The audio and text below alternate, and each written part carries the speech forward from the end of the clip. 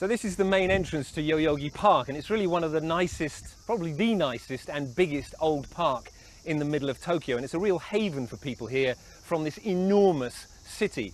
But you can see this is now the epicenter of this dengue fever outbreak, and there's a sign here on the gate in Japanese, below it in English. It says, "Danger, warning, wear long sleeves, avoid showing skin, avoid wearing sandals and bare feet, use bug spray." It doesn't actually say anywhere on here the reason, but we all know it's because of the dengue fever.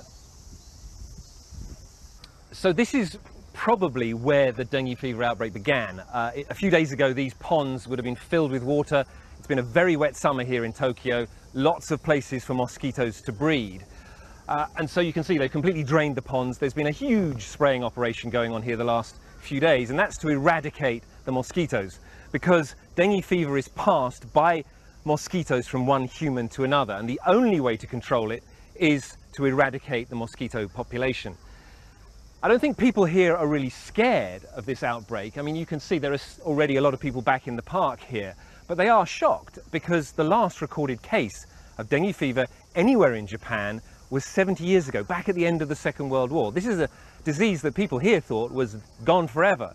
This is, you know, the middle of one of the biggest cities in the world. It's not a place you expect to go to the park at lunchtime or go for a jog in the morning and be bitten by a mosquito and potentially get what can be, in some cases, a fatal disease.